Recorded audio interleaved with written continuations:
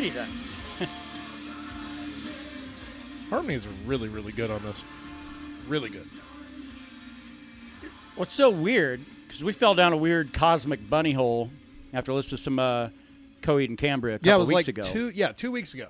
And it was like, Green Carnation? Who the fuck are these guys? I'm like, next. No, that name sounds dumb. But it turns out they were legit. Well, and then it turns out I was like, oh, these guys haven't done anything in like 14 years, so clearly they must have broke up or something. Haven't been at it, not around anymore. Suddenly, here we are 2 weeks later, and the motherfuckers have a brand new album out today. That's what's so fucking weird, man. We tend to have this bit of luck with bands that we discover that they're probably going to be putting out a new album in a couple weeks. Right. Because it seems like these unknown bands, to us at least, get a little more exposure as a new album, especially if it's been 14 years since your last one. Oy. And it kind of gets pushed to the forefront because I see why they were paired with the whole Coheed and Cambria trip, but they're two very different bands. Oh, yeah. Man, if you're a fan of Coheed, you've probably got a pretty diverse base of bands you like. I've always been really 50-50 with them. I mean, lukewarm, yeah. Yeah. There are songs of theirs that I will jam. That Welcome Home song, it was on the first Rock Band game. Jam it on the reg. There's a few that I'll jam as well off the album that came off at the end of that. No World for Tomorrow. That was probably their best album, in my opinion. And then I checked out. It's been like 10 years since I've even kept up with them. Right. It's man, they are definitely man, I hate to call them a band that hippies like, but certainly, man, there's a very I could describe a Coheed fan without describing anybody in particular. Sure. Oh, absolutely. And it's funny to think just how prog they are. They're very proggy. Very much. Yeah, man. And Claudio Sanchez has a very, well, in the pantheons of a James LaBrie or Geddy Lee kind of voice. Yeah.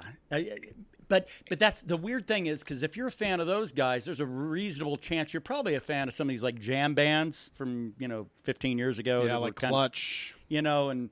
And you probably have some musical tastes that also spill over into the shit that we kind of dig. But right, man, it's bizarre. It's always nice to stumble across something every once in a while that finally kind of sticks into our brain.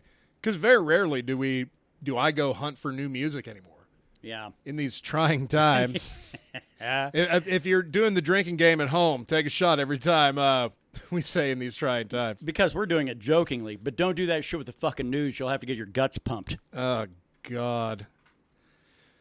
Yeah, just during all this shit, I'm kind of sticking to the essentials to get me through the familiar things. Yeah. I'm certainly going a little deeper into other areas of fandom wasn't really my bag. Yeah. And that's okay, because sometimes it makes sense. Sometimes it makes sense that I didn't get into a band originally, and now I could appreciate it more now. Yeah. It feels like my eyes are more open. Like, clearly Tool was one of those, Sure. Metallica even. Certainly for 2019. Yeah. Metallica certainly for 2017. Alice in Chains 2018. I can actually break out, basically every year. It's like, oh, well, this was a good year because of this. This was a good year because of this. You think 2020 will be the year of the Deftones? Deftones. Yeah. Yeah, absolutely. It's a toss-up between Deftones and Mastodon. Although, like, we've been into Mastodon for a couple years now. Sure. It won't really be an opinion-changing event. The Deftones album release and maybe potentially seeing them live. Knock on whatever. I don't think this is real wood. I think it's wood. Okay, fine. That'll work.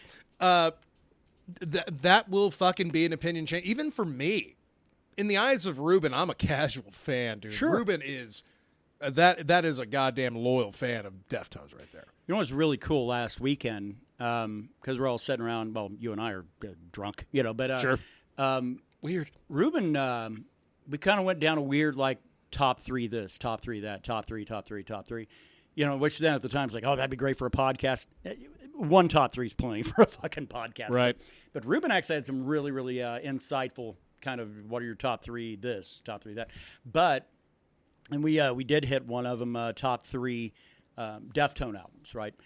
But and he had put out Diamond Eyes as one of his in the top three. Yeah. Wow, that one's one I'm just really not that up on. You know, I mean, Round Oh, the Fur man. certainly, and Yeah. White Pony, and fucking what's the latest one? Is Koi no Yokan. no, the one after that.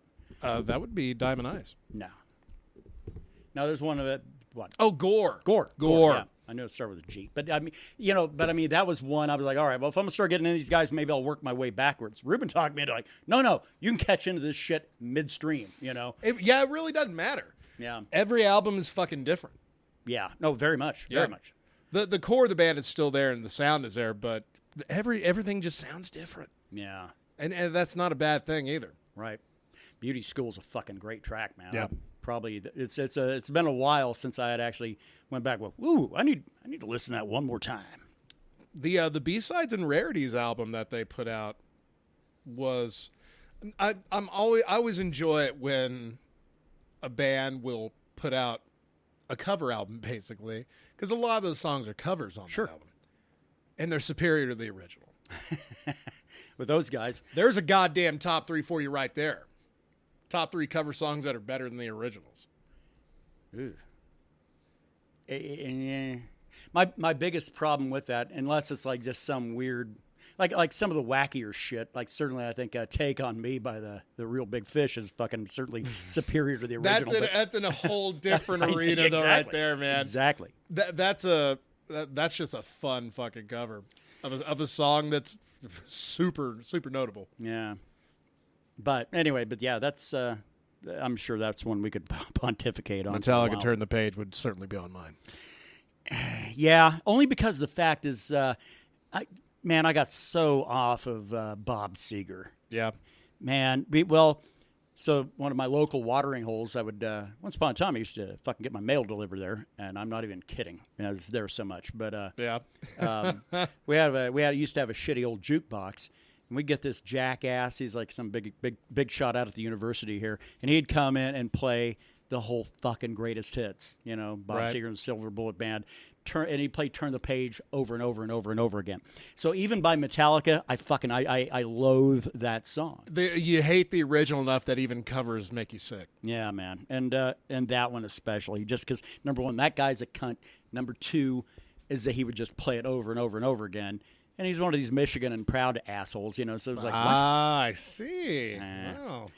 So that one's a little tough for me. As much as I don't like Disturbed, Sound of Silence is not bad. But then again, sure. it would have to be better than Simon and Garfunkel, and I think that they both really bring a lot to the table.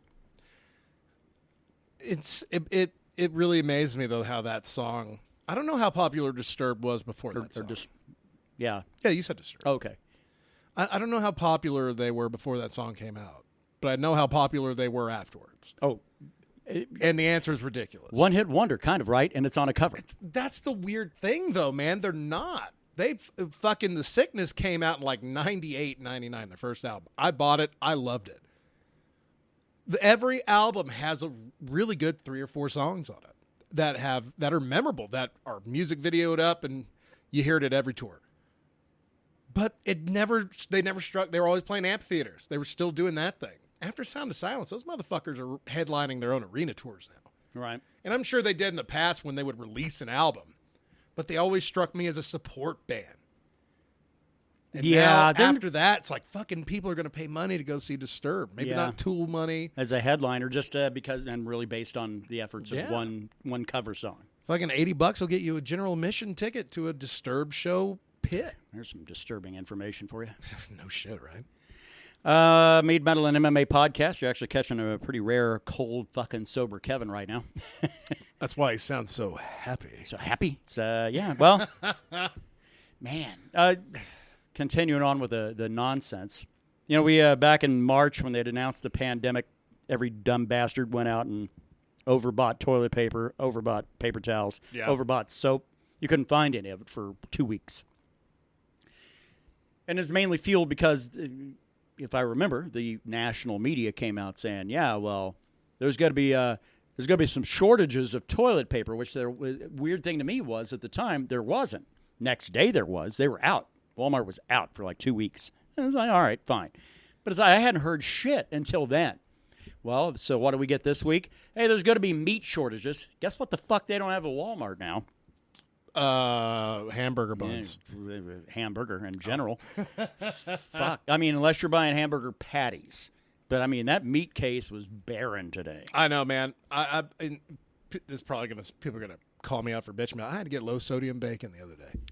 Yeah. Well, you can always add your own salt, right? Which is, yeah. But that's inconvenient. That's like buying beer Saturday night to drink on a Sunday. It's just fucking inconvenient. Yeah.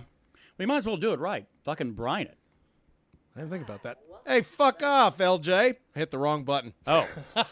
We'll get to LJ in a second. Pipe down, son. I don't know why I blamed LJ for it. Yeah, Matt, that was was like, you. wait, I did that. That was all on you, sir. I'm trying to download LJ's podcast, and instead of downloading it, it started playing it. The old multitasking. You know what? Victim of a multitask again. We're going to just save that for I did that on purpose. That's a sneak peek. There you LJ, go. coming at you here in a little while. I know we opened up talking about a lot of music, but and I know LJ's got his segment this week. We'll bring you the Mead update here in a minute, but this one, if you are a fan of MMA, specifically if you're a fan of the UFC, happy times are here again. Yes. And we're going to be, yes. Our MMA segment's going to be longer than it's been probably in 2020, I would estimate. So I don't know how deep you're wanting to go on some of the other stuff. I don't know how deep you're wanting to go on the card. It's a stacked fucking card, though. That's the thing. Every aspect of this card could be half of them could be main events on ESPN Plus cards. The other half could fucking be on pay-per-views. Sure. I mean, Cerrone and Anthony Pettis are main eventing the prelims. On prelims, right. It's insane. Yeah. So let's go ahead and get to it. Mead update for the week. I really have nothing to work with here. We're at that point where we have Troublemaker, which we could probably start considering bottling at just about any time. Yeah. I mean, but the longer it sits, the better it's going to be. So we're not in a big old rush. We're not going to be able to get them printed anyway, the labels anyway. So I'm not in a big old fucking hurry with Troublemaker this time. I mean, about the time you start saying, man, I'm getting a little thirsty for some Troublemaker, well, that's the day that we'll start going ahead and getting our ducks in a row. And I've learned to be patient after letting it hang out for months, right? Instead of trying to just get a quick turnaround and kind of bottle condition the shit.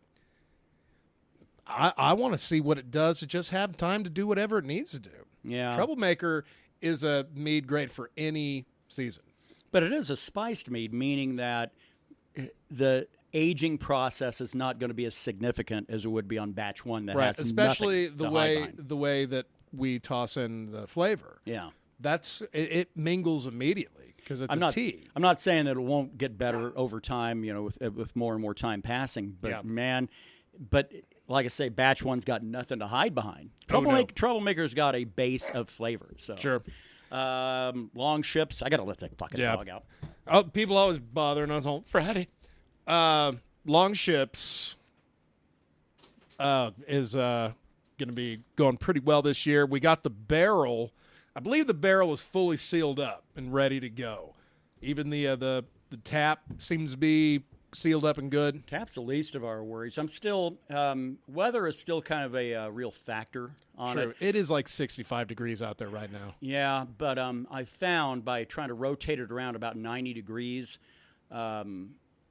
it's really, really helping because it puts a lot of pressure on the slatting on the side of the barrel slats. Yeah, I think it's doing us a lot of benefits because we're going to keep that barrel is going to be. This isn't like a one shot kind of a thing. That's going to be moving forward. Basically, I can't think of many instances when it's not going to have mead in it. Sure. And at that point, I mean, will it seal differently if there's mead in there? Mead is a little thicker than water. Yeah. So the viscosity, we'll have fewer leaks. So the more work I put in right now on barrel prep, the more dividends it'll pay down the road. See, if it had been me, and I would have immediately just thrown liquor in there right off the bat, I wouldn't have done any of this prep because I wouldn't have known anything about it. It would have been a mess. And probably not a lot of people do. Yeah. It's definitely an old process. world. It's an old world process. If you're getting a handmade oaken barrel created for you. As Ruben likes to call it, our Mario barrel. He called it our Donkey Kong barrel. Donkey Kong barrel, that's it, yeah. Only this one, well, I don't think it'd catch flame, nor we want to throw it at anybody. There's too much good shit in there. Right. We'd want that monkey to come down there and have a glass with us. And then we'd throw him off the hill. But long ships now, I think we're 2 weeks in on that process, meaning about 2-3 more weeks, and then we're going to move it over to the barrel. Which means I need to start purging the barrel really, really well. I'm still getting a lot of almost a solvent kind of a smell. Now, that may very well be the oak, the new oak, because they did char the inside before they sealed it and sent it to us. Yeah. So it's got kind of almost a sweet kind of a scent to it, which is probably the oak. I mean, that's why you oak things, is because it does impart a natural sweetness. But right, we'll see. I remain hopeful. Every step an adventure here. Sure. I mean, we're learning as we go, and I mean, I'm having to like learn like old timey shit. That's how we've always done shit, though. Right. I mean, you just brought up, hey, maybe we should try making mead. You like old shit, right? Well, yeah. I mean, I like old shit. Yeah. Let's try it. Let's try it out. Right. First one came out pretty good. Second one came out, we thought it was going to be like farts. Right. And we just decided to drink that and fucking call it a day. But turned out to be one of the best batches we've ever done. Right. Which you can see on Beer and Board Games episode. Yeah. I am going to go ahead. It's been a while since I've done a 1 gallon batch, but I'll be starting one of those probably this weekend. Probably setting the groundwork for doing a piment batch. Right. Haven't heard that mentioned in a long time. Long time. Yeah. It's about time to go ahead and get down to the nut cutting and, get some grapes and smash those and drain them out, because that's what piment is. It's mead. It's kind of a mead mixed in with some grape juice, and so that way it's a little more of a stable platform. Because with straight mead, if you're relying on just honey to feed that yeast, it ain't going to work. Your yeast is going to die out before it actually fully. I mean, you can still get probably about a 7-8% alcohol content, but it'd probably end there because the yeast would die. That's why I have to always constantly seed it with nutrient and energizer, right, to keep those yeast going and keeping them active and keeping them alive, because there's not enough in honey to feed the yeast. There is in grape juice. That's the funny thing. Huh. And that's really why wine took over from mead, even after people's like, wait a minute, so I can put it in an apiary and I can make my own mead, back in the 1500s. Yeah, but you can also grow a shitload of grapes and you don't have to worry about it. It's like, shit, yeah, and I'm allergic to bees, so let's grow grapes instead. That sounds great. Yeah, I mean, that's kind of why wine really kind of took over from mead in about 1700s. Yeah, then Boone's Farm got a held of it, fucking sold it for under $1 a bottle. Like Lacapita. Times were good. Man, that was one of my first alcoholic beverages. Ugh. Well, I think it is. I think that's a rite of passage. Boone's Farm strawberry lemonade, and that was it tasted like Sonic's strawberry lemonade, chock full of bad liquor. Oh yeah, and you could buy 5 bottles of it and not feel and still be able to go get your fucking video game from Landell's. It always tastes like Hawaiian Punch gone bad. Like somebody left it sitting out for a while, for too long. Yeah. Have you ever had one that tasted like dirt? No. Mad Dog 2020, any flavor, tastes like dirt. See, to me, it tastes like Robitussin. Maybe. Goddamn, I drank a purple one. Well, I think most of them, at least the regular, straight up, the original is purple. Goddamn, is there original flavor Mad Dog 2020? Yeah, MD 2020. Because I know they have like fucking every flute flavor, every fruit flavor under the sun. Yeah, but they do have an original though. Oh God, that's just Mad Dog 2020 flavored. Yeah, but it's purple. It's your purple drink. Damn. And looks like it'll you could probably use it. Well, and you could probably use it to clean off your battery poles on your vehicle there. Fuck that, man. Tastes like, it reminds me of dirt and gave me a headache. Yeah. And immediately I'm not going to drink that fucking Steel Reserve and those Hurricane malt liquor drinks you could get in the 24-ounce cans. And sadly, Brass Monkeys, those all give me headaches. So I cannot enjoy them at the volume. Well, shit, I can't even have one. Last time I tried to have a Brass Monkey, I had a headache for 3.5 hours. Yeah. Well, you know what the MD in 2020 stands? It's not Mad Dog. Oh, what is it? Mogan David. Oh. Well, why do they call it Mad Dog 2020? Because it's fucking cool. It's cooler to say Mad Dog 2020 than to say Mogan David. Mogan David's a little fancier, though. Boone's Farm has a bit of goddamn class to it. Yeah. Makes it feel like you're drinking it fresh on the farm. If you want to go real high scale, cheap ass wine, I would recommend Blue Nun. So. Blue Nun. Yeah. Never heard of it. That's old-timey. It's terrible. Oh. Like, does it come in a box? Nah, it's like the same people picking that up are the same ones buying like Thunderbird and shit. Oh, which is another. There's one for you. Yeah.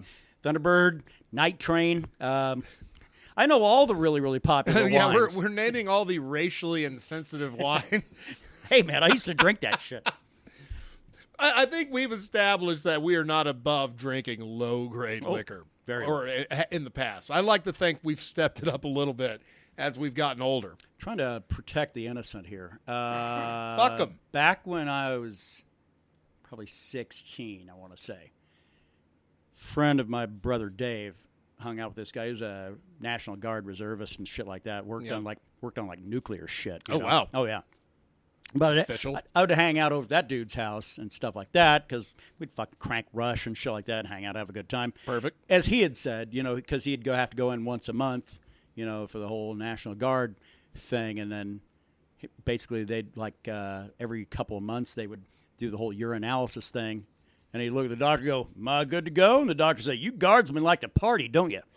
That kind of shit, So, so I was probably 16 or something like that. And dude was like, "Hey, man, I'm going to run over Circle K and grab some beer. Do you have a preference?" I said, "Yeah, fuck Colt 45.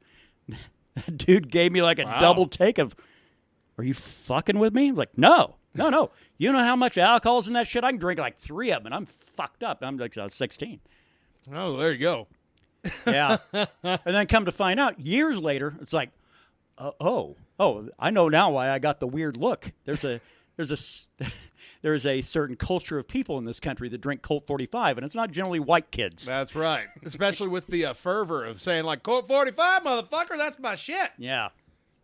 It does make me understand your affinity for Mickey's. Yeah. No, Mickey's is kind of the cream of the crop when you get to malt liquors. I mean, Mickey's, that's the type of thing. You go back behind a goddamn dumpster with a broad, you fended off 2 big mouth Mickeys, and, you hope for at least an old-fashioned back there. Yeah. You make out for a while, try to get that malt liquor flavor out of your mouth. It's okay if you've both been drinking Mickey's and you make out. If one of you's been drinking Mickey's and you make out, that's fucking irresponsible. That's like microwaving fish in a fucking building full of other people. You just don't do it. Ah, goddamn. Because Mickey's does smell a little bit like shit. And not initially. It has a little bit of, it honestly has a little bit of like a Belgian kind of bite to it. Yeah. Get a little bit of a banana hit on it. Right. But if that's the only thing that's in your gut, if you haven't eaten or anything and that's the first thing that hits your stomach, prepare for that shit to fucking invade every flavor you want for the next 24 hours. Starts to get that Heineken scent to it. Oh, God damn. Like, wow, you drinking Heineken or did somebody hit a skunk out on the highway? That's one fucking beer that's like, the light is horrible, the dark is worse. It accentuates everything wrong with the light beer. It brings it all to the front. It's got a shockingly high global share. I think it's the fucking number 2 beer in the goddamn realm, man. I don't get it. I don't either. I have tried because they used to carry mini balls. And Coors Light used to, so it would be fun to like show up at a picnic with or whatever, lugging around like a 3-gallon ball full of beer. Like a keg, a little handheld keg. And Heineken really brought that back. But Heineken did it really, really well. They did it better than everybody else. You can still find them once in a while. Yeah. I have tried to like Heineken. I can't.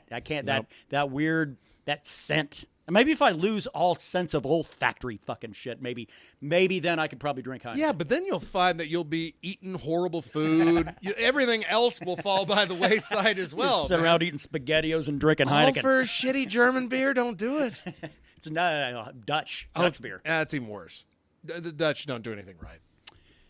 Well, they're cafes, right? But that's a different story. I've never met them. Yeah, it's and now. Yeah, we don't need that. We're good. I don't want to go smoke weed around a whole bunch of people that are also smoking weed. Yeah. Yeah, I know. I never really kind of quite got the novelty of that, of people like, hey, I'm going to go to Amsterdam. Like, all right. You know what I'm going to do? I'm going to stay right here in the good old US of A. Yeah. I mean, I appreciate, probably the quality of what you'd get there is top-notch. Because they've been doing it for years, especially, hash and stuff like that. Right. But... nah, man, we're good here. Yeah. Yeah, unless you want some whores, then fucking go to Amsterdam. Yeah, no desire. Yeah, I guess that's the thing is because I always laugh when they say Las Vegas is like the adult Disneyland. I think actually Amsterdam. That might be your adult Amsterdam. That's your Disney World over Yeah, exactly. God. Vegas is the California side. Las Vegas still fucking, casinos still shut down. It's so weird. I was watching UFC embeddeds now that they're fucking back. Yeah. And that they open up on the first episode with the strip. It's scary. Yeah. It is so. Now, probably half of them killed themselves. Yeah. And I'd have to think the suicide rate in metro cities has gone up drastically. you think the off-strip crime has gone up exponentially? What else is there to do? It's like, well, guess back to the life of crime. I'll tell you what, though, all these people that have been hard up for gambling, that unless they found another out for it, have saved a lot of money. Be like, holy shit. Yeah. I don't want to go gamble anymore. Look at how much money I have. This is what I've always wanted, was all this money. Yeah, but man, I got to assume there's a metro tax, a business tax, or gross receipts, or whatever. Yeah. Yeah, the state of Nevada's got to be taking it in shorts right now. Yeah. Oh, absolutely, dude. I mean, the lodger's tax alone that you pay for a hotel room in Vegas is ridiculous. I think last time I went, it was the room. I got 2 free nights and paid $70 for the third night. $35 of that was room tax. Wow, man. That's pretty steep. And they're getting none of that shit right now. And then the casinos aren't getting any of their end. No one's getting paid in Vegas, and that's a weird thing to say. Yeah. Oof. Well, and all the more. Well, I'm glad to see things are starting to open up again. A friend of mine down in Florida, his wife was on Facebook and talking about how she's going to go get her hair done like Monday. I was like, well, that's nice that, at least Florida's opening back up and trying to get things back to business. All while, the weirdest thing, the rest of this country, with the exception of like New York is basically your shithole. Well, it always has been. No one would argue that. They're like your Wuhan, ground zero. They arrived in fucking Washington, right? 1 out of 7 cases in the United States is in the New York metro area. Wow. New York City, on the island. 1 in 7 cases. Let's just lock down the island. Why not? But you got other states like fuck them. I think Montana has got like the lowest. They got like 300 cases total statewide. Well, it's Montana. Yeah. I mean, they share a lot in common with the plight that we have, where there's a lot of fucking land out here, and 2 to 3 big cities, and that's where the big issues are. Right. Well, Albuquerque here in New Mexico. Albuquerque's got the lion's share of our cases. And that's why, everybody's like, well, we got to keep that social distancing, wear a mask, stay home. La, la, la. It's like, hey, motherfucker, we have 10 cases in an entire county. Well, in the biggest county in New Mexico, by the way, size-wise. Over the span of 2 months. That ain't bad. So it seems goofy to me to shut the fuck down everything and just keep everything under lock and key until Albuquerque gets their shit together. Yeah. Because really, fuck a bunch of people in Albuquerque. That's my opinion. You know what? Fuck them. I say, let's fucking just move on. Fuck this shit. There's too many good things to talk about here. We got a shit ton of things to talk about with UFC, but I don't want to really go and derail the train right now because I'm sure it's probably time for us to check in and get the lowdown on what's going on in metal this week with LJ. All right, I'm going to play it now. Hi, welcome to the metal portion of the Mead, Metal, and MMA podcast, hosted by Kevin and Brandon. Well, this section is hosted by me, LJ, so I'm kind of tired, but I'm going to try and bring as much energy as I can to this podcast since I'm doing it solo here. First band we've got coming up on May 8th is And Oceans. The album is called Cosmic World Mother. Now, at first I had no kind of idea what music that was, but whatever the fuck it is, fuck that. My eardrums demand an apology from this black/extreme/hardcore fucks. I gave them a chance. I honestly fucking gave them a chance and listened to the whole album. The whole album. I did that for you guys. Why? Because I'm an idiot. But anyways, yeah, it's one long fucking blast beat with screaming. No variety, no production value, so there you go. Fuck And Oceans and fuck their album. Next up is Alex Rudy Pell. Rudippell. 3 names. So, the album is called Sign of the Times. After listening to that black metal shitstorm called And Oceans, It's refreshing to hear some fucking rock, hard-ass rock, sort of like what you'd strut into a biker bar toting a shotgun jamming. Terminator tested, Lowdown approved. Next, we've got Brent Bjork with his self-titled album. Old school, early metal that has a cool deep purple made love to Black Sabbath and had a baby sound. A little slow, but it's worth a listen. Definitely not boring, that's for sure. Next up, Black Lab. The album is called Abyss. The fuzziest guitar distortion known to man and the heaviest stoner metal I have heard in my life. No exaggeration. It's so fuzzy that my ears itch. I'm not joking. Like, literally, I want to scratch my eardrum with a flathead screwdriver. The vocalist is an Asian female, and it lends a really cool, unique sound to the band aside from the fuzzy-ass guitar. Grab a blunt and check them out. Next up, Green Carnation, Leaves of Yesteryear. Now, I don't know what I was expecting, but I was pleasantly surprised. Sounds good. Some melodic metal with an uplifting sound, and I dig it. 10 out of 10. And finally, topping off this list is a band called Fake Names. Their album is called Fake Names. So that's cool. Self-titled. Now, before we go any further with this final band, I have a serious question. You can leave an answer in the comments or whatever. But do you like punk? Well, you're going to love Fake Names and their self-titled debut album. Well, it's not debut. I don't know. Whatever. It's got that bouncy, fast beat we have all come to love by bands like Green Day and the Sex Pistols and the Anti-Nowhere League and shit like that. So that's all we've got for today.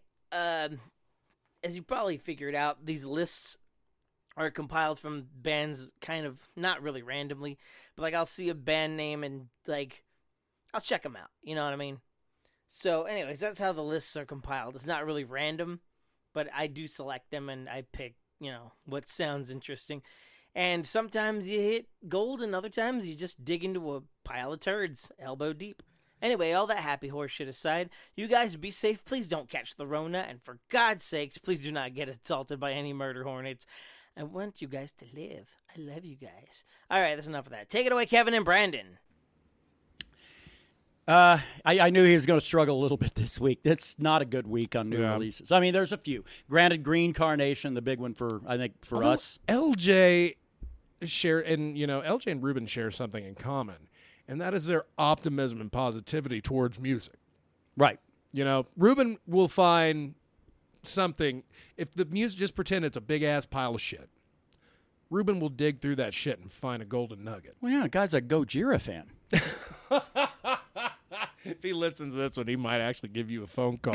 Say, you motherfucker, that's a beautiful band. It's my band. Ruben, I'm just telling you, I think they're fine. Don't yell at me, dog. Yeah. He got a fucking really kick-ass tattoo. Oh, yeah. No, that dude was throwing out, a lot of Aztec undertones and things like that. Hummingbird and an Aztec-styled skull that was in honor of his lost brother. I thought that was really dope. Has a Quetzalcoatl and a hummingbird. And it's pretty really badass. Cool. Yeah. And it's pretty metal, too, if you ask me. It's pretty fucking metal. It's a lot fucking bigger. I thought it would be a small tattoo. That fucking thing. It's like a bicep, tricep covering, Well, Ruben's probably got about a 26-inch python on that arm. Yeah. That guy, I'd like to see him debut in the UFC's heavyweight division. Think he can cut to 265? Go and take on the likes of Francis Ngannou? Ooh. Well, if Ruben gets hit, he gets really angry, and then will fucking come at you with rage supreme. I haven't seen it in years, but when I have seen it, I've never seen anything like it. See, I had to go Ngannou because I don't think we're going to see Stipe fight in a very long time. No. Which is problematic because they're saying that's going to be Daniel Cormier's last fight is the trilogy fight with Stipe Miocic. And people saying that Stipe is ducking him. I don't know. Stipe is still an active goddamn firefighter, and he said he's still working for the state of Ohio right now during these trying times. Hey, take a drink. And and Stipe says, he said, I don't have time to train right now. I'm helping out my state, and blah, blah, blah, blah, blah. Okay, sure. I'm sure nobody else can step in and do what you do, I guess. But I do know that's true at the heavyweight division. Nobody does what he does. Oh, absolutely. And that's the fight that fucking needs to happen. Even though Stipe didn't get an immediate rematch when he lost the belt to Cormier. Isn't that funny how that works? I think there's a little bit of fucking, go fuck yourself here with that. It's like, no, I want to see you fight somebody else before I give you a shot. If that's the case and it's that petty, I fucking tip my cap to fucking Stipe Miocic, man. That dude's playing the game. He's fucking playing the game. But, on the other hand, the heavyweight division is the most stagnated fucking division over the past 5 years. That is the thing that's really, really interesting about UFC 249 coming up tomorrow is because we're actually going to get a fucking great heavyweight fight. But I don't want to go stealing our own thunder here. It is time for the MMA portion of the podcast here. What? Yeah, things are getting... In these trying times? Take a drink. Things are getting back to fucking normal. I know. And there are a lot of people that don't want to see things get back to normal. Not because of the virus. Not necessarily because they're scared, although there are a lot. I think fear is there for sure. I think it's control. Yeah. There's a human tendency of wanting to control other humans. We call it politics, to legitimize And it. politics is the biggest one that people really get behind.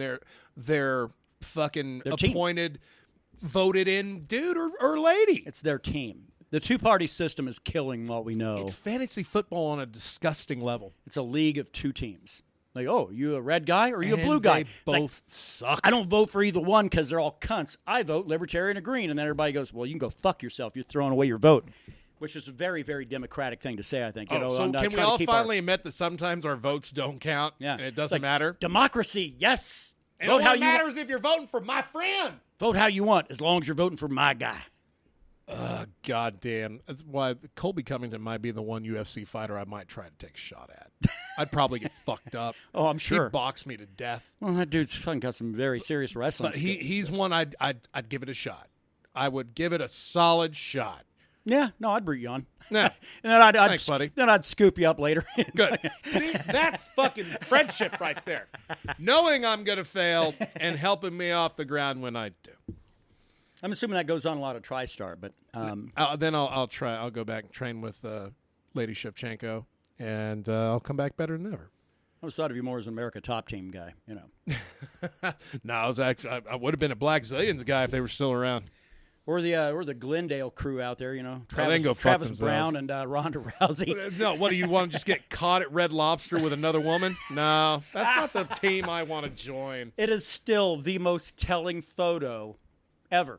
And Travis Brown's still married to that other broad, and he's out with Ronda Rousey like at a Sizzler or some shit. I don't know. And somebody fucking takes a photo, and they look permeates. It's just Now, it's perfect. what if it Mwah. was like the old days of the 80s, and you're in your fucking black dark room, fucking developing your film. You're like, oh, I just saw Travis Brown at the Sizzler with another woman, and it's fucking Ronda Rousey. Yeah. And you don't realize the moment you capture it, and you're just in the really creepy room, and you're in there fucking moving that paper. Red-handed. And you come up and you look at it, and as it slowly starts to develop, you see Travis Brown looking right at you with a look of like, I fucking hate you, but oh God, this is going to cause me so many problems. It is. Yeah. I think I still have that picture. It's great. It's one of the best ones of all time. They say a picture tells picture tells 1,000 words or something like that. Fuck that. That one's 10,000. Yeah, and half of them are fucks, And half of them are topics they have on daytime TV. But oh man, yeah, that picture. If I ever need to pick me up, I'll just look at that. Well, at least I wasn't Travis Brown. UFC 249. We finally get one. It is not the 249 we thought we were going to get back in April. But it's okay. It's pretty stacked. Even you look up and down this card. Now, granted, I know people are going to say, wow, what are you shining their shoes for? These motherfuckers, Well, here's the thing. I get it. There's been nothing dating back to, March 8th, I think. Something like that. The Brazil card that had no crowd. Yeah. We finally get, after 2 months, more than 2 months have passed, so naturally we get a really stacked card, just like Dana White wanted. Yep. And what they put together is nothing short of maybe one of the best cards we've ever seen, at least on paper. Best card of the year. The result's going to, it's going to speak for itself come Saturday night. We'll find out if it lives up to the hype, but man, there's no reason to think it's not. Even the early prelims, I mean, there's some guys I haven't heard of there, but you also want to you don't want to shoot those guys down. Those are guys that are trying to make a name for themselves in the promotion. Sure. Just because I hadn't heard of them doesn't mean fucking Sean Shelby hadn't heard of them. And really, in all honesty, I'm looking at this fight card, and I feel like I know every fighter on this card. Even the early prelim guys? Oh, yeah. Okay. Yeah, let's fucking open up the early prelim card. Okay. Light heavyweight Ryan Spann fighting Sam Alvey. You're opening with my favorite ginger fighter. Yeah. In which we haven't heard anything from Sam Alvey in a little bit. Well, he's had a really tough run of it as far as judges' decisions go, man. Yeah. Well, not to mention, and referees as well. I can't remember which referee it was. Let's see. Because there's one referee who's like, I don't want that guy reffing any of my fights anymore. Well, we encounter that, Sam Alvey might have been the Jimmy Crute fight in Australia. Well, he's had his own share of problems anyway. That guy used to be a middleweight, and so he's light heavy now. Dropped his last 3. I'm always rooting for the guy because it's just wacky to me to see somebody in there smiling like he is. And man, he had that knockout. He had that one knockout against Fajeda back in 2015. Yeah. And then he started doing it pretty consistently.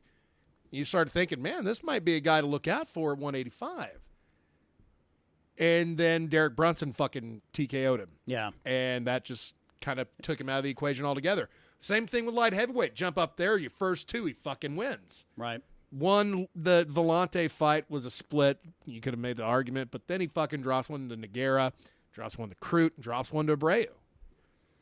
It's a fight he needs to win. He's not popular enough to keep his job amid a losing streak, especially in these trying times. Take a drink. There you go. And Ryan Spann, that's the right guy to pit him against, and that's the right way to open an early prelim card, which, when's that fucking thing kick out? 4:30 our time. Normal time. Man, that's all right. Normal time, the right time.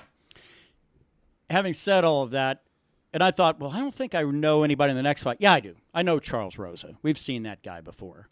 Yeah. And he's going to be fighting Bryce Mitchell in a featherweight fight. Bryce Mitchell 12-0, fucking Charles Rosa 12-3. And this is an early prelim fight. That ain't bad when you get an undefeated fighter going against a journeyman who's got a really respectable 12-3 record. Oh, absolutely. And fucking Bryce Mitchell undefeated. This will be his 4th fight in the UFC. That's the whole thing. If you come in from some other fucking promotion, you're 12-0, Yeah, but man, you're on the undercard of what's going to be one of the most watched fucking UFC pay-per-views, I think, that doesn't have McGregor or any big names on it. But it tells me what I need to know because the guy's had 4 fights in the UFC and he's undefeated in the UFC as well. If it's just 1 or 2 fights, man, I got to see more. 4 fights starts to tell you a trend is there. Absolutely. Which, by the way, I'm going Sam Alvey in the lightweight heavyweight fight. That goes without saying. I'll go Bryce Mitchell in the second fight on the early prelims, which then brings us to the main event of the early prelims, which is a fucking card that I would expect these two to be on a pay-per-view main event card. Yeah. Under normal times. Maybe not. Not these trying times. Maybe not. Take a drink. Fucking Nico Price and Vicente Luque. Nico Price has been a little shockingly great. When the UFC can make a highlight reel out of your knockouts, you're doing something right. Yeah.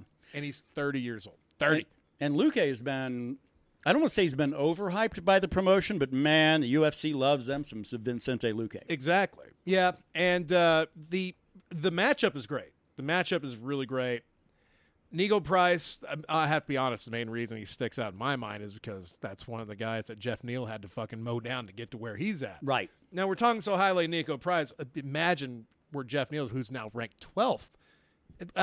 Fuck the rankings. We don't even know how those work to begin with. Yeah. They were a little dubious at the best of times. And Nico Price is going to that James Vick upkick knockout. Yeah. It's going to be on his highlight reel forever. I'm going Nico. That's the smart pick in that fight, I think. Only because of the fact, hey man, if Luque comes out and thrashes Nico Price, all right, I'll revisit my thoughts on Vicente Luque. But I've got Luque's last fight, he fought Stephen Thompson, who's a distance counter striker, and lost a decision. Nico Price is not going to give anybody any time to breathe here. No, if you had to go in and fight Stephen Thompson or Nico Price now, Stephen Thompson. Yeah, all day long. Yeah, because I feel like I could block a few things before I got knocked out. Nico Price is just going to come at you like a rabid fucking child with Yeah, man. sharp teeth and fucking fists of anger and rage. I'm going to break out the holy hand grenade of Antioch for that guy. And up until the opener of the pay-per-view, we're going to know everybody. Everybody. I mean, that's the other thing. Everybody on the prelim card, the main prelims, every one of them could very well be main card on an ESPN card. I don't know that. Well, you know what? And there's a few that actually would probably make sense to be on a pay-per-view on the main card itself. Absolutely. That's how stacked the 249 is. Because we kick things off with Uriah Hall and Jacare Souza. Oh, my God. Yeah. What a fight, dude. Uriah Hall, who went down in history as landing the gnarliest knockout, not even in Ultimate Fighter history, definitely in Ultimate Fighter history, probably in the history of the fight game, when he fucking roundhouse kicked that dude. I can't even remember his name. Just it was awful. It was a knockout that you immediately celebrate and then stop because that dude might be dead. Right. Uriah Hall, but that's the problem I have with Uriah Hall is which Uriah Hall are you getting? Is that the guy that comes out throwing the spinning shit and knocking fools out? Or is it going to be the Uriah Hall that gets put on his ass and he sits there for 15 minutes staring at the clock and throwing the random little off my ass little side punch, to try to keep somebody off him, keep him from getting in a worse position? Because I know what you get with Jacare. That guy is consistent. I don't know. We saw him fight Bevan Lewis at 232, and we saw him win and beat Antonio Carlos Jr. at the Cowboy Gaethje card. Right. He seems to have changed a lot of his game up. He seemed to be different at that Lewis fight. Which does make me wonder, and I could have probably done a little research on the guy, but I don't know if he did a coaching change. I don't know if he went to a different camp. I don't know. Sometimes it's even just a matter of changing up nutrition. It might be a mentality change too, man. Maybe. You end up he lost 3 in a row at one point. Yeah. And that'll do a lot to your fucking brain, no matter who you are. I've still got Jacare, I think, and I think he's gonna choke him out. I'm gonna have to go with Jacare too. I fucking love. He's one of my top 3 Brazilian fighters, and he's getting way up there. And I mean, he's 40, past his prime, but he's a man. But he's 40. I think this is. I think he still has the requisite skills in order to be able to win fights at this high level. He's a man. He's 40, and he's dropped 2 in a row. By the way, that's an Oklahoma State football reference right there. If you don't get it, you can Google it. I'm a man. And it's only his second fight at light heavyweight. Right. Oh, that's right. It's shit. He made his light heavyweight debut against Blachowicz back in November, and he's going back down to 185. This is at middleweight, right? I think this is a fight that Jacare needs to win then. I think you're right. That light heavyweight bump had to be coming from the office. Yeah. Well, yeah, because they know if a fighter's got a little bit of flexibility. Because one weight class, as much as you and I think it's a huge, huge deal, a lot of fighters say, fuck that, it's fighting. It's still a fight game. Yeah. There are certain distinct advantages in for the bigger guys that don't have to really, the big guys that cut down, and then you're kind of basically not cutting at all. Well, who the hell is going to have the more power? Oh, absolutely. When it comes around to octagon time. The easier it is to get to fight day, the more powerful you're going to be. The next one up is the one I have a problem with. This might be the dog of the prelim card. And, man, it's not because I don't like lady fighters. I fucking love lady fighters. My problem is the 2 ladies involved in this one. You don't think Watterson is going to... The problem is Watterson puts on... she's interesting to watch when she's fighting another striker. Carlos Esparza wants to grab you and take it down to the canvas and just kind of roll around for a while. Yeah. Which is great if you're on a date, but if you're fighting, And Carlos Esparza, who of course is the first ever women's strawweight champ until Joanna came in and fixed that real quickly. She's had a really tough time of it. I mean, I'm looking at her last finished fight she had was in December 2014 when she choked out Rose to win the belt. Every fight after that, man, if it's a finish, she lost. Yeah, no, she wins by the decision. And I don't I'm not a big fan of fighting somebody close so you can get the decision win. Yeah, man, she's not. God damn it! I always hate saying this. She's just not a fun fighter to watch. No, she's a fun fighter to see get her ass beat. Oh yeah, no, because she usually wears those hair beads and everything else, and she takes a shot, and those things go flying around. You know when somebody's connected with that chin. Less than 10 minutes with Joanna Jędrzejczyk, and she looked like she had just been mugged in the alley somewhere. Oh yeah, well and then she's just she's not looked good. I'm picking Karate Hottie second round knockout. I think a kick's gonna land. I don't know how her strength is these days. But I think a lot of these fighters are looking for finishes because they want $50K in these trying times. Take a drink. Take a drink. I've got Michelle Watterson by a split, boring fucking decision. And when we all wake up to get ready for the next fight, then we'll appreciate what it was. If that fight turns out to be decent, I think you need to apologize to the winner next week. Yeah, you can line up right here at the altar of Kevin, and you'll get your apology. Fuck that! I've seen the altar of Kevin. I don't want to go there. Coming up after that, this one's one that actually should be. This one could fucking be a co-main. Has a returning fighter after a couple years on the shelf due to being a bad boy. Fabricio Verdum coming back to fight the old man, the old man of the house. And I don't, Alexei Olenek has a record of 58-13-1 because he's Russian, and they start fighting when they're like 5, and they've and Muay Thai fighters, dude, man, like 103 and 2, and you're 20 years old. Go watching a lot of kickboxing out of Thailand. These cocksuckers are like 92 and fucking 38, and like what? Oh man, Alexei Olenek. Again, this is a guy. That motherfucker's got to be well over 40, right? 42. Yeah, and that's Russian 42, which is like 70, and everybody else is, Yeah, but I don't know, man. It's like a Dan Henderson kind of thing. There are just certain fighters that once they hit 40, they don't gain any more power or speed, but it seems like for a couple years they don't lose any either. Right. They have that fucking one month like this is it. I need to just go out and get it done. Fabricio Verdum's strength has always been trying to take it to the ground. Man, this is not the guy you want to pull that shit with.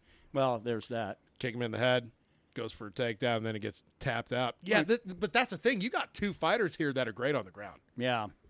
Can you imagine Verdum shooting for a takedown on Olenek, and then all of a sudden Verdum just goes limp?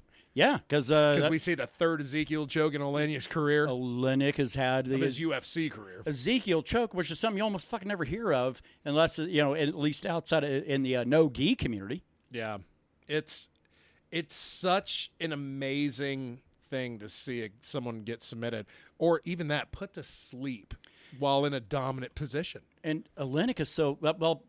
The guy he even looks odd.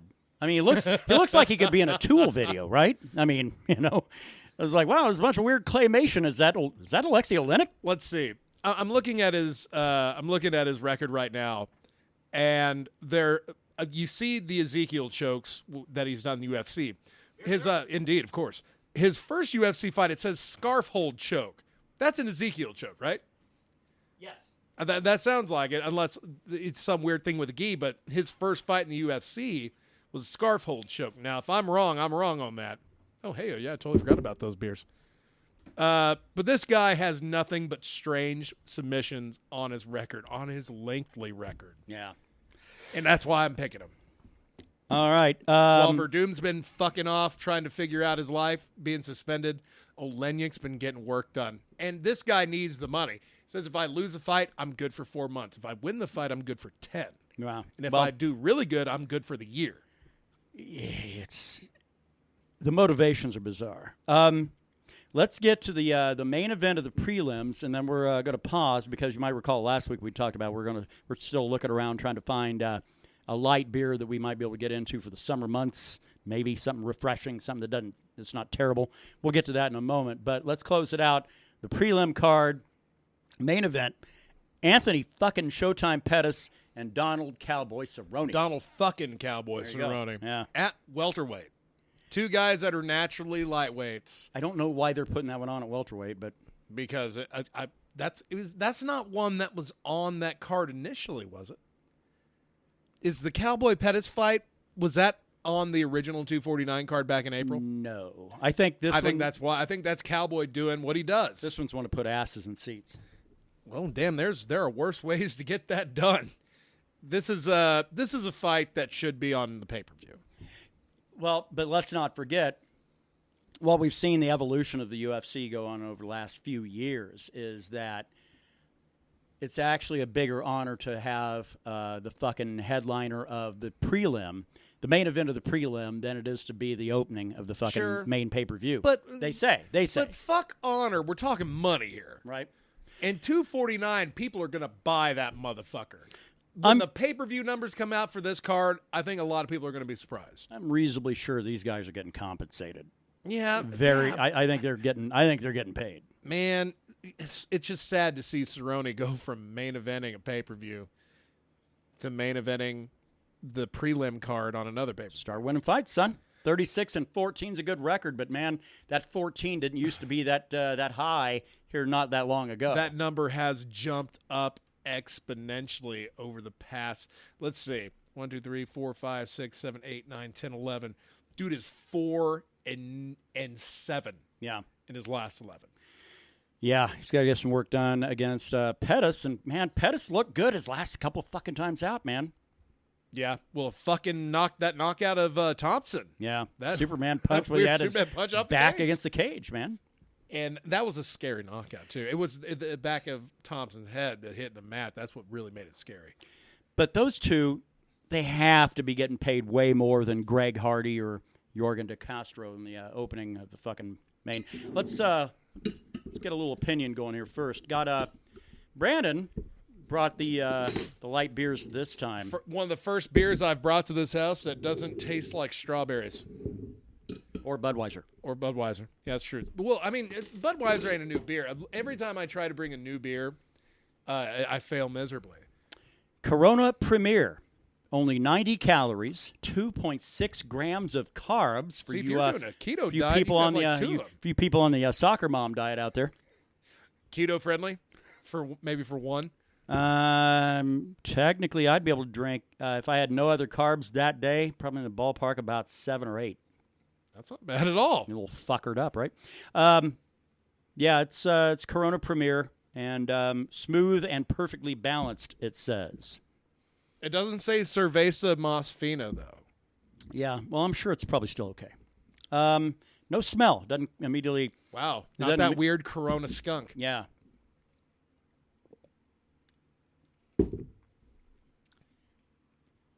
Really bready.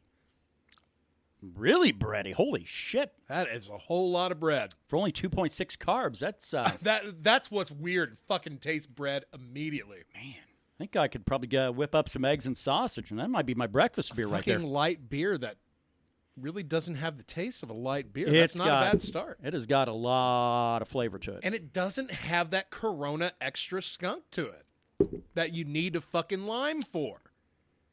That's all right. I'm all right with that. It's probably a little pricey because it is Corona. But manufacturer suggested retail price at Stripes of $9.49, so you're looking at $10 a sixer. Well, anywhere else you could probably get a little cheaper. Well, and Bud Light Platinum, our other go-to at the moment, is not exactly cheap either. So yeah, however, they do have it in 18 packs for under $20. Is that the cans? That's bottles. Oh, that was like $18.99, right? I think I'd grab. I think it was like $20, like at Walmart. I could see like putting 2 or 3 of these in between 2 or 3 of these. Yeah, it's not bad. I'm actually just as a beer on its own. That's probably my favorite Corona. I'm reasonably impressed with what it is, and man, it tastes like fucking bread right out of the oven, man. That is crazy. It's all right. All right, main card, UFC 249, sir. As I'd kind of spoiled it a little bit. We do have woman beater Greg Hardy taking on Jorgen De Castro. Jorgen De Castro wasn't really familiar with until I did some research on SureDog because they fucking have it all. Dude's undefeated, 6-0. One of Dana White's Contender Series alum. So is Greg Hardy. But Greg Hardy had so much He was like the Kimbo Slice of the Contender Series. Yeah. Only that dude didn't fight in backyards unless you were abroad. Right. Greg Hardy was 5-2, shockingly. One of those two came out of a DQ. Right. I'm going Jorgen De Castro. Fucking Greg. I hate the Greg Hardy experiment has failed. If that guy had any fans, I feel like I would have seen him by now. Anytime the UFC tries to make hype out of a fighter, I have an issue with it, and I think that's what we're seeing with Greg Hardy. They do it poorly, dude. Yeah. They can't build stars build themselves in the UFC. Right. The UFC, they tried it with Sage Northcutt. Failed. Tried it with Paige Van Zandt. Failed. CM Punk. Oh, horrible. And that dude had a name. Yeah. But he's not a fighter. Right. The other two, at least, were fighters, just not ready for prime time. They should have been on Saturday Night Live. Yeah. Ugh. Yeah. But Greg Hardy can go fuck himself. I don't really have a dog in that fight, but I'm certainly not going to be pulling for Greg Hardy, so I'm on board, I guess, with De Castro as well. So we got Jeremy Stevens and Calvin. That's Cater, right? I believe it's Cater. Yeah. God, that bread's good. The problem is with this one actually is when one thing out of this fight. Oh, okay. Only one guy missed weight today. Well, it's one of the two in this fight. Yeah. And, Jeremy Stevens, he has missed weight before, but this is fucking ridiculous. This fight was one that was supposed to be on the initial card. That's why Tony Ferguson made weight on April 18th. Showed motherfuckers, I'm ready to go. Right. Just give me a call. And spoiler alert, Tony Ferguson made weight. Maybe Jeremy Stevens should have done the same thing, huh? I guess that eye poke by Yair really changed the guy. He's the only guy I've ever seen that will lose a fight and then talk shit about how well he did afterwards. He's a little annoying in that regard. Yeah. I mean, basically, when he's shit talking people I don't care for, I'm all on board. But he's got a real problem of ownership of responsibility. He has missed weight before in the past against Dennis Bermudez at UFC 189. Came in at 149.5. Where this one he's coming in at $150.5. I thought Jeremy Stevens had a really good run going there until he tried to talk shit on Conor McGregor. Who the fuck is that guy? It was like the worst slam, but it just fucking totally get back to the back of the bus, you dummy. Didn't Stevens fight Aldo, didn't he? Yeah, and Aldo TKO'd him. That was Aldo's comeback tour. Yeah. That's when it started. Right. No, Aldo had been looking very mortal for a while. Jeremy Stevens opened that door for fucking Aldo to come back in looking like the Aldo of old. I can't pick a guy that doesn't at least have the fucking discipline to make weight when he's made weight in the past. Right. Either move up to 155 or fucking figure something out. God, that dude is not, he doesn't have the size for 155. He would be so undersized because he's kind of slightly on the small side at 145. Yeah. And Cater is 3-2 in his last 5 fights. The 2 losses were decisions against Zabit Magomed-Shapirov and Moicano. 2 pretty big names. Right. The other 3, Shane Burgos, Chris Fishgold, and Ricardo Lamas, those were all finishes. Right. He's a guy that finishes fights in the UFC. I'm going Cater. I don't think that's a bad pick. I do think, Jeremy Stevens got something to fucking prove now because he missed weight. He's not looked like Jeremy Stevens of old. I think Lil Beast has got to go out and get himself a W. I think this is the one. Heathen. Or Little Heathen, right? Either way. I think this is where you and I might diverge. I'm going to take Jeremy Stevens just for a lark. But it's not a bad lark. Yeah. But really, that's the problem I have with this card. I don't like the way they start the main card. That's 2 fights that I think could be, put that shit on the prelims, move up some of the good shit on the prelims up to here. But the thing is, I also understand you stack 2 fights that are like, well, these might be good because the 3 that follow are going to be fucking amazing.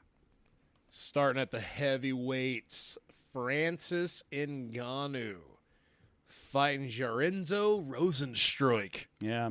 Now, that's a name probably you wouldn't think you'd see this high on a card. Rozenstruik, he kills people. His knockout reel is a little fucking crazy. He had a split decision in Ryzen. Everything else, he's killed people. Yeah. And he's undefeated. 10-0. He knocked out the Reem, which, I mean, who hasn't? Well, that's kind of your that's your dance card to fucking see if you're ready to move up and fight the real big boys. And he knocks out Andrei Arlovsky. Again, who hasn't?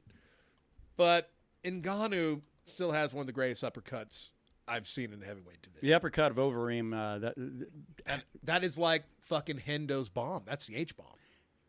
even worse, I would say, because, man, that the photo of that, it's something to behold. I mean, if you're a casual fight fan, what's not to like about that? That Overeem clearly is falling backwards, a 240-some-odd pound man falling backwards, knowing that really his back of his shoulder and the back of his head is going to be the first thing to touch the goddamn mat. Not his back. Yeah. I mean, Oh, man. it's like, it absolutely, I mean, it looked like a goddamn superhero. It got him a title shot. Yeah. That knockout got him a title shot, which he failed. Yeah. And then the Derek Lewis fight, which nearly killed his fucking run altogether. That nearly killed the UFC for me. After right that, there, man. though, dude, 3 first-round finishes. After that fight. Curtis Blades, Cain Velasquez, and Junior Dos Santos. Yeah. These guys are taking the 35 and up division and wiping them out. And it's pretty impressive what they're both doing, like kind of at the twilight of their careers. But they're both people with enormous amount of fucking power. Yep. And Enormous amount of power in that first round. And you don't We got to recognize that if this fight doesn't see a finish in that first round, I think it does. Yeah. I mean, it has to. These are two power punchers that are not. But if it don't, yeah. this might be a little bit of a bed shitter. Well, and we're certainly not going to see a takedown. So, Unless Rosenstrike goes for a suplex to break his fucking neck. I'm going Ngannou, though. I don't think Rosenstrike, this is his biggest fucking test. I'll be contrarian and go Rosenstrike, I guess. I'm just looking forward to this fight because, god damn it, it's. I don't really have a horse in the race. Yeah. But man, I cannot wait for just some violence that coming out. Everything else is going to be maybe not the co-main here. I don't know how much violence we're going to see. This is one is going to go the distance. The co-main, yeah, likely is not. Well, I mean, it's pitting two guys. I don't like either one of them. I personally don't like either one. As a fighter, it's been hard for me to be a fan of Dominic Cruz as a fighter. As a goddamn on-screen personality, dude is smart. I can listen to him break down fights. He doesn't have a lot of charisma. Yeah. But you know what? In days when everybody has this fucking boisterous attitude to things, you know, the old Mike Goldberg, and it's all over. Yeah. He's very muted, but the guy is smart. Sure. And he's a pretty good shit talker. I got to give him I that. think he does really, really well when he interacts really, really well with Joe Rogan, ringside. He keeps Rogan in check. Yeah, he really kind of does because Rogan can't just put out bullshit. You know, I mean, how long have we seen that? You know, back in the old days of Goldie was back there and he'd just yell over Rogan and everything else, but he would never call him out on anything. Rogan kind of has to be a little on his toes. He can't be out enjoying his goods from California, shall we say, when he's going to be over there commentating with Dominic Cruz. Yeah, I think I know why we have a problem. And correct me if I'm wrong. His first fight in the UFC was July 2nd, 2011. Okay. Against Uriah Faber, which he won, of course, because the only time Faber won was in the WEC, and he had fought him 2 more times and didn't work out after that. You know how many fucking fights he's had in the UFC after that? Very few. And he gets 5 fucking fights. And he gets an immediate title shot every time he comes out of this like medical retirement. This dude fought 2 years ago? Because he was one of those that he was a WEC bantamweight champ when they folded into the UFC, and they just made him the UFC bantamweight champ. Yeah. So he was immediately the champion of the UFC. So why not just give him immediate title shots every time that he's out for that's the other problem is because you don't want to give this guy. Well, he's getting a title shot tomorrow. The problem is if he wins that fucking thing, I don't know what the promotion's going to do because it'll be 2 years before we see him again. You know, I don't fucking care. The bantamweight division is kind of hitting that 125 bit of like, I'm not really that interested. Ever since TJ got fought. 4 years ago, bantamweight. Garbrandt's fucking shadow his former self. There's 4 no years ago. killers at 135 anymore. 4 years ago, 135 might have been the most entertaining division in all of the UFC, and now it's dog shit. Yeah, but Cejudo can go fuck himself. I'm going Cruz by a boring decision. We have the UFC who likes to really promote Olympians, so they're really pushing for Cejudo. They've been marketing that guy from day one. Hey, he's an Olympian. Everybody loves Olympians. No, I fucking hate him. I hate him. Except Kurt Angle. I fucking love Kurt Angle. Well, he's not an active UFC fighter. I'll go Dominic Cruz, even though I really, really don't like that guy as a fighter. And I think it's problematic every time he holds a title is because, it's going to be a fucking while before he'll defend it. If say he does win it, I guarantee you within 6 months he'll blow his ACL again. Yeah. And he'll just drop it. Well, I mean, he's been a champion a lot of times. He's only lost it once, and that was to Cody Garbrandt. Let's go to the how well it went for him. Yeah, main event on a really good card. Oh boy. Got the fight. El Kakui. It's a fight that I didn't think should have ever happened, but now that it's here, I got to agree with Tony Ferguson. This is a fight for the real belt. Sure. It's a fight for. I mean, you're getting fucking two guys that I feel like would pair really well against Khabib. One whose fight we'll probably never see those two fight ever. Right. The Gaethje fight seems a little bit more of a possibility, especially if he fucking pulls it off tomorrow. Man, you want to talk about a guy, and of course I'm going to talk about Gaethje because I'm the Gaethje guy, and you may counterpoint with El Kakui. The Michael Johnson fight when he came in, I was there. He did great. I was a fan. Then he dropped 2. Didn't get finished except with he did get finished. Eddie Alvarez and Dustin Poirier. That guy is not gonna fucking see a referee's fucking hand raising it in the air saying the judges gave it to you. That just doesn't happen. That last time it happened was in 2014. The James Vick fight, the Barbosa fight, the Cerrone fight. He's a different fighter now, I think. Still gonna absorb some punches, but he can also give them out. He's willing to eat one to throw 2, and I've always liked that in my fighters. Yeah, except for the fact that sometimes he'll eat 2 to throw 1, and that's not a good fucking thing, especially if you're fighting someone like Tony Ferguson. That's how it was against Alvarez and Poirier, for sure. He was not able to deal anything out as he was eating it. It's a little shocking to me as much as you have a thing against people with wonky eyes. You're a fucking Oh, no, Gaethje he's fan, a cross-eyed. Well, man, you can't get hit that many times and not be a little cross-eyed. Yeah. Let's see that highly vaunted wrestling he's got, right? But that's more a like me wanting to put it in you kind of thing. Okay. If you're not trying to bang Justin Gaethje. No, I'm just trying to. I'm just trying to get on the train here. Justin Gaethje and Jeff Neal are going to take me to the promised land. I don't think there's a better fighter right now, more zoned in than fucking Tony Ferguson, because I can't argue with that at all. A lot of bad things have happened to him along the way, completely out of his control. And he's had to just kind of fucking suck it up. Yeah. 5 times he's supposed to fight Khabib. 5 times it hadn't happened. And the only way he gets to fight Khabib is if he fucking beats Justin Gaethje tomorrow. I think we're going to see a fucking Tony Khabib fight. We've said that 5 times. Now 6. Well, and I don't know how Khabib runs away a 6th time, but we'll see. We'll see what happens. Well, unless Uncle Dana pushes him out again. I don't know. Anyway, we're running way late on this one. Yeah. As by I the way, assumed it would be. Gaethje finish, Tony finish, right? I got Tony by a finish somewhere on the ground, probably 3rd, 4th round. Oh, you got him on the ground. Oh yeah. Oh, you think you'll make him tap? Oh yeah. Well, no, I think he makes him go to sleep. Oh, you think he'll knock him out? Yeah, I don't think Justin's going to tap. Yeah, he's never been submitted. He's been knocked out twice in the UFC in his entire career, but never been tapped. That'd be something to see. I cannot wait, dude. I am looking so forward to tomorrow. I'm so happy. The money's already in the kitty. Yep. Let's get the picks.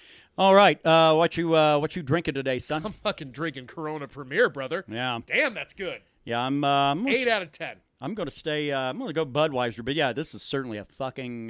This is a light beer I could do. And a really good Corona.